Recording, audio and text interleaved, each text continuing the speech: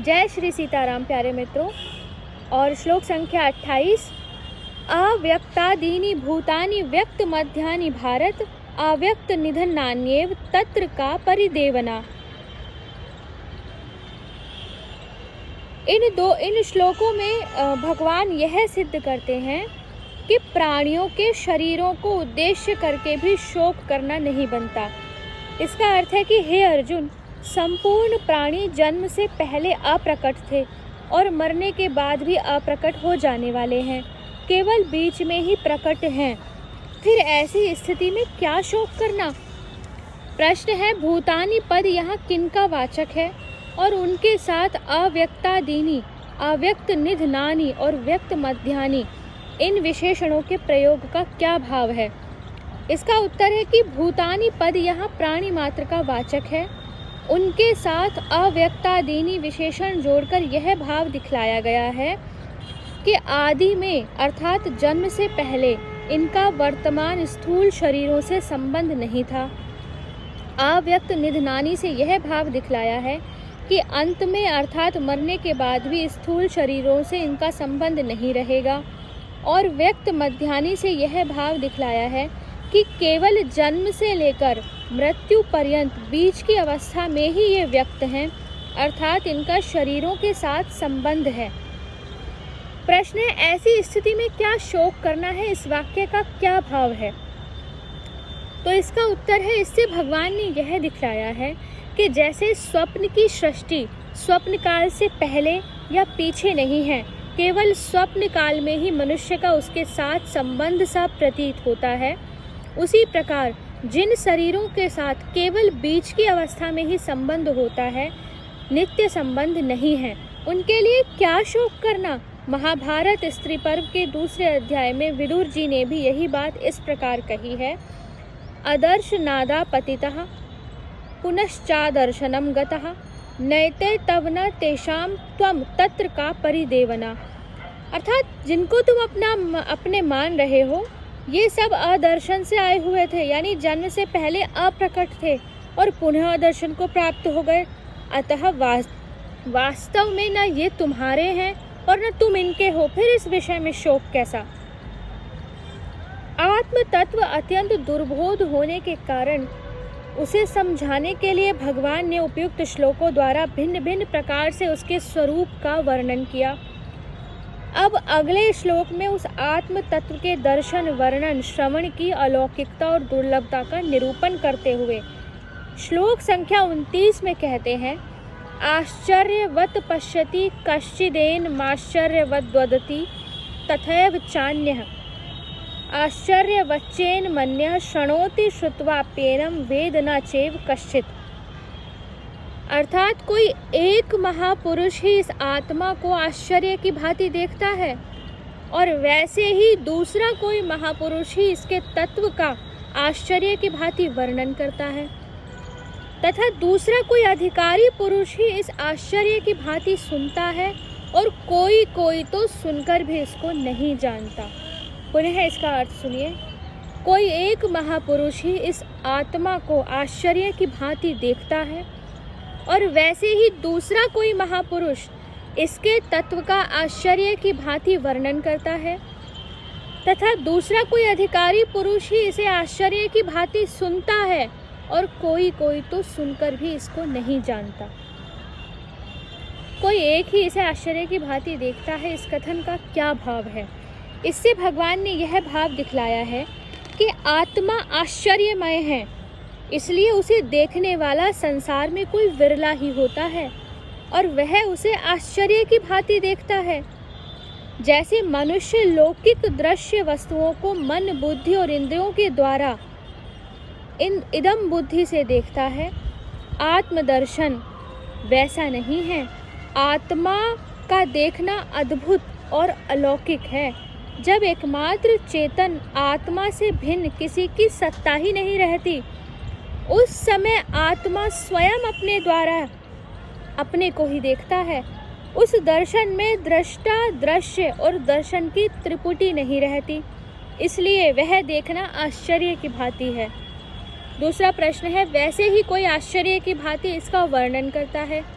इस वाक्य का क्या भाव है? इससे भगवान ने यह भाव दिखलाया है कि आत्म साक्षात कर चुकने वाले सभी ब्रह्मनिष्ठ पुरुष दूसरों को समझाने के लिए आत्मा के स्वरूप का वर्णन नहीं कर सकते। जो महापुरुष परमात्म तत्व को भलीभांति जानने वाले और वेद शास्त्र के ज्ञाता होते हैं, वे ही आत्मा का वर्णन कर सकते हैं, और उनका वर्णन करना भी आश्चर्य की भांति होता है। अर्थात जैसे किसी को समझाने के लिए लौकिक वस्तु के स्वरूप का वर्णन किया जाता है, उस प्रकार आत्मा का वर्णन नहीं किया जा सकता। उसका वर्णन अलौकिक और अद्भुत होता है।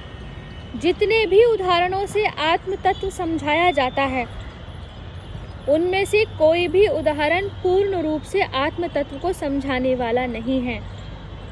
उसके किसी एक अंश को उदाहरणों द्वारा समझाया जाता है, क्योंकि आत्मा के सदृश अन्य कोई वस्तु है ही नहीं। इस अवस्था में कोई भी उदाहरण पूर्ण रूप से कैसे लागू हो सकता है? तथापि विधिमुख और निषेधमुख आदि बहुत से आश्चर्यमय संकेतों द्वारा महापुरुष उसका लक्ष्य कराते हैं। यही उनका आश्चर्य की भांति वर्णन करना है। वास्तव में आत्मा वाणी का अविषय होने के कारण स्पष्ट शब्दों में वाणी द्वारा उसका वर्णन नहीं हो सकता। दूसरा प्रश्न है, दूसरा इसको आश्चर्य की भांति सुनता है, इस कथन का क्या भाव है?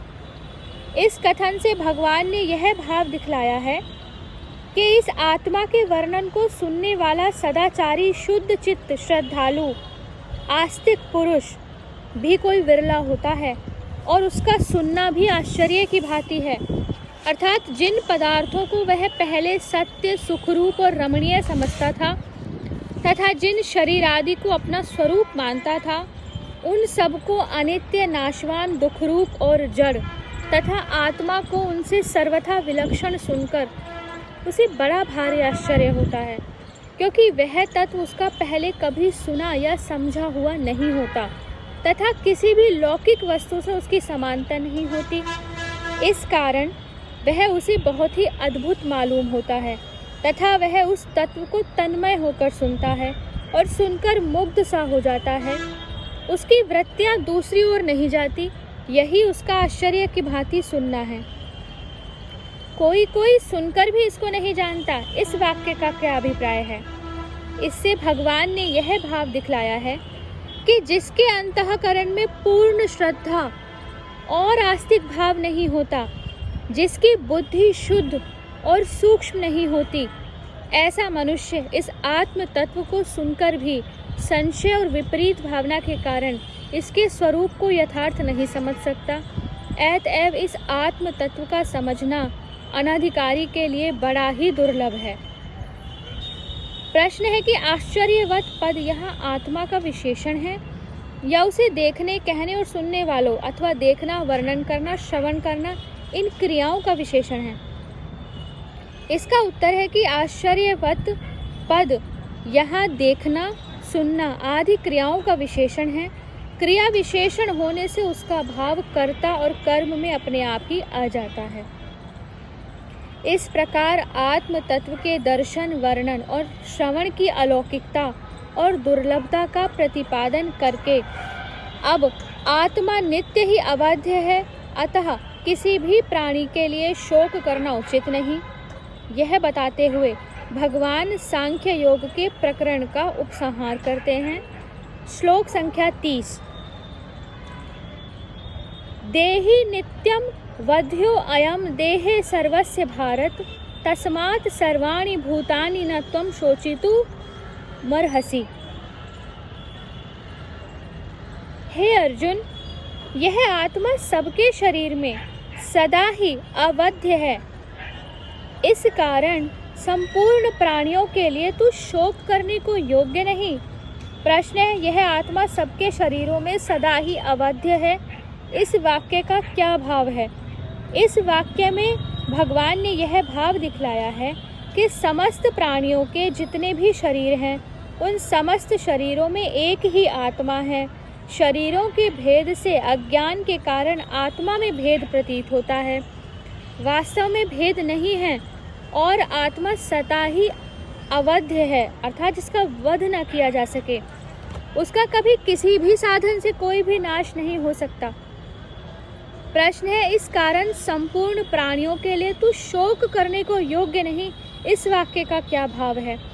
इस वाक्य में हेतुवाचक तस्मात् पद का प्रयोग करके भगवान ने यह भाव दिखलाया है कि इस प्रकरण में यह बात भली भांति सिद्ध हो चुकी है कि आत्मा सदा सर्वदा अविनाशी है, उसका नाश करने में कोई भी समर्थ नहीं है। अतः तुम्हें किसी भी प्राणी के लिए शोक करना नहीं उचित, क्योंकि जब उसका नाश किसी भी काल में किसी भी साधन से हो ही नहीं सकता, तब उसके लिए शोक करने का अवकाश ही कहाँ है। अतः तुम्हें किसी के भी नाश की आशंका से शोक न करके युद्ध के लिए तैयार हो जाना चाहिए।